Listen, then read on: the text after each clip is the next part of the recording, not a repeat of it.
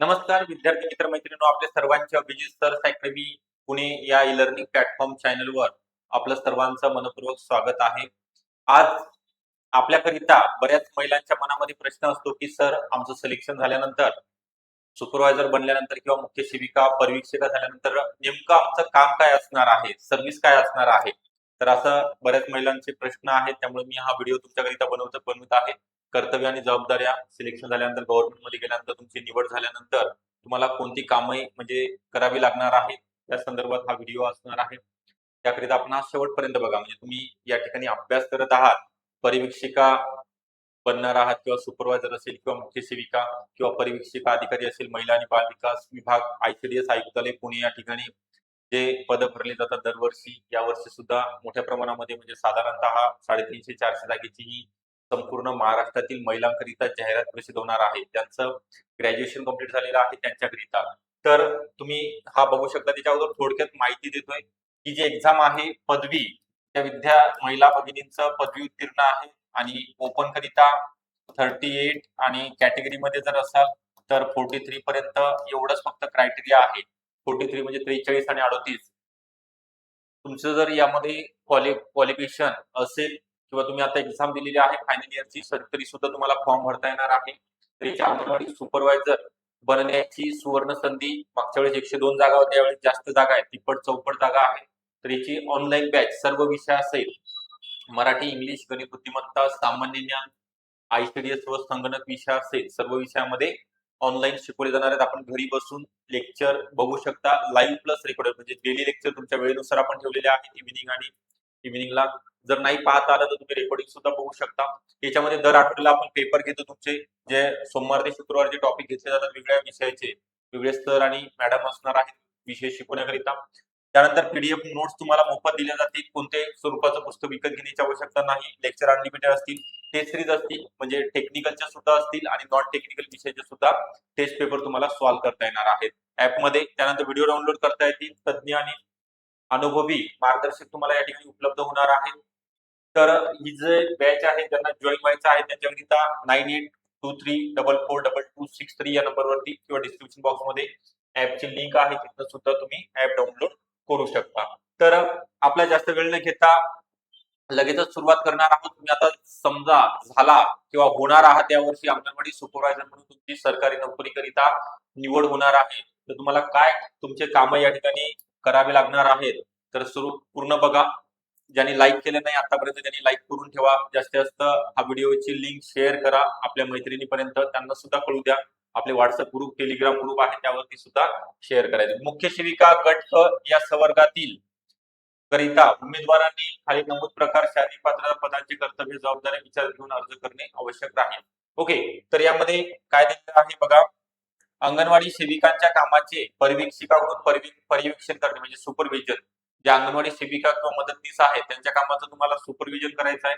नागरी भागातील 25 अंगणवाड्यासाठी एक मुख्य सेविका किंवा परिवीक्षिका असेल. एकच नाव आहे.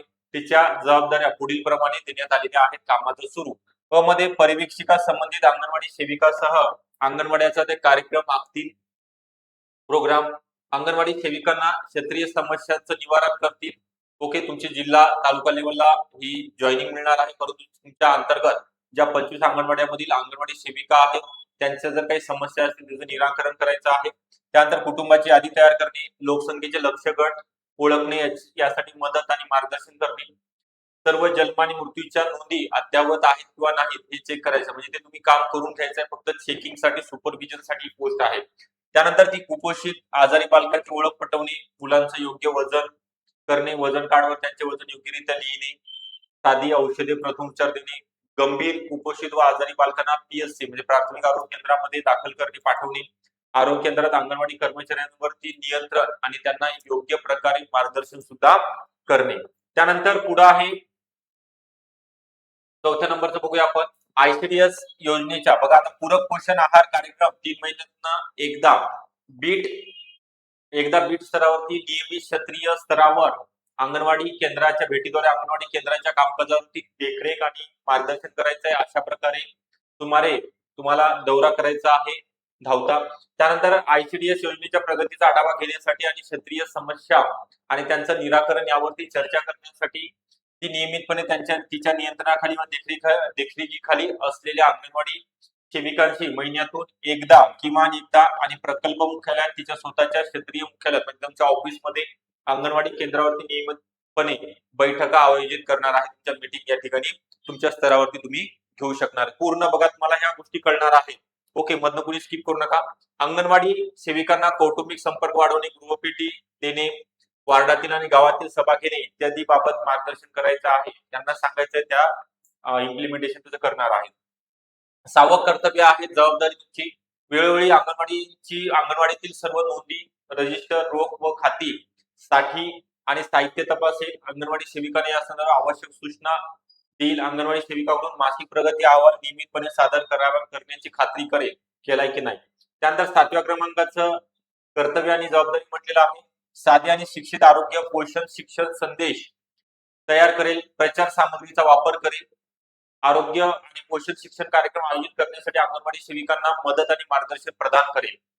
त्यानंतर 8व्या नंबरचं कर्तव्य आणि जबाबदारी म्हटलेलं आहे या ठिकाणी. त्याचप्रमाणे ती अंगणवाडी सेविकांना कार्यात्मक साक्षरता वर्ग आयोजित करण्यास मदत करेल आणि मार्गदर्शन करेल. त्यांच्या भेटीमध्ये वर्गांना गुंतवून योग्य शैक्षणिक साहित्य प्रदान करून आणि कार्यात्मक साक्षरता घटक समृद्ध करण्यासाठी इतर कार्यकर्त्यांची मदत आणि समर्थन मिळून देईल.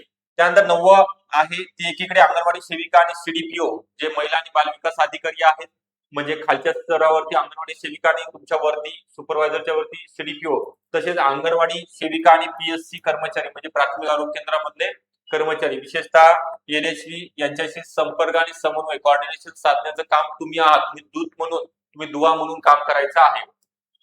10व्या क्रमांकावर दिलेला आहे की अंगणवाडी सेविकांना स्थानिक स्तरावरील समित्यांची निर्मिती, कामकाजात मदत करेल, मार्गदर्शन करेल आणि महिला मंडळ एकत्रित करेल.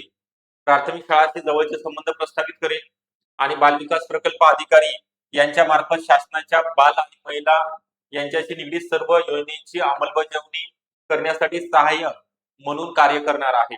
या संदर्भात अधिक माहितीसाठी महिला आणि बालविकास शासन निर्णय क्रमांक मुंबई मंत्रालयामधनं 5 जानेवारी 2010 रोजी निर्गमित झालेला आहे. त्यानुसार हे सगळे तुमचे कर्तव्य आणि जबाबदाऱ्या दिलेल्या आहेत. ओके, कर्तव्य आणि जबाबदाऱ्या दिलेल्या आहेत, त्यानुसार तुम्हाला काम करावं लागणार आहे. ऑफिशियली वर्क आहे, परंतु महिन्यातून एकदा मीटिंग असेल तुमच्या स्तरावरती किंवा तिथे जाऊन तुम्हाला मीटिंग अंगणवाडी सेविका ना मार्गदर्शन करणं, त्यांच्याकडून काम करून घेणं. त्यासोबतच तुम्हाला सीडीपीओ महिला बाल विकास अधिकारी यांच्या नियंत्रणाखाली काम करायचं आहे. त्यांना वेळोवेळी रिपोर्ट सादर करावे लागणार आहे. असं एकंदरीत तुमचं काम आहे. खूप चांगलं पद आहे आणि 100% महिलांकरिता आहे. तर एक गोल्डन अपॉर्च्युनिटी म्हणता येईल आपल्याला. या संधीचं तुम्हाला सोनं करायचं आहे, यावर्षी लागायचं आहे सरकारी नोकरी करिता. S30 नुसार तुम्हाला दाखवतोय. परत एकदा आपण जाऊया. या ठिकाणी विश्वास नसेल तर आपल्याला ऑथेंटिक प्रूफ देता येणार आहे. तुमचं स्केल पे किती आहे तुमच्या डोळ्याने तुम्ही बघू शकता.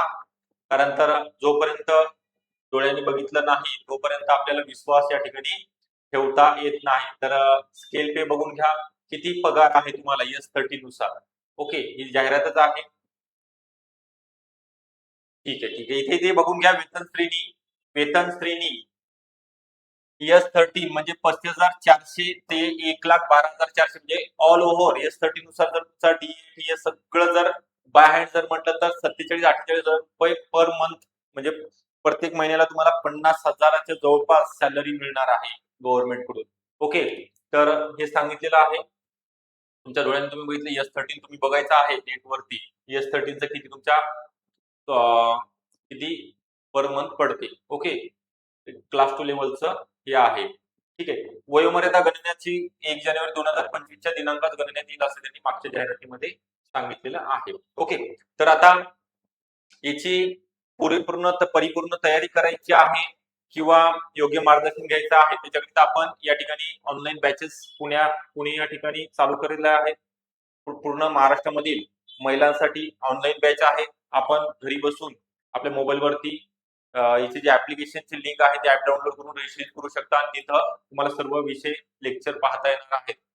तर ही नुकतीच बॅच सुरू झालेली आहे. ज्यांचं पदवी उत्तीर्ण आहे आणि ज्यांचं वयोमर्यादा बसत आहे त्या महिलांकरिता ज्यांना जॉईन व्हायचं आहे त्यांच्याकरिता 9823442263 हा नंबर आहे. सर्व विषय कंप्लीट करून दिले जातील.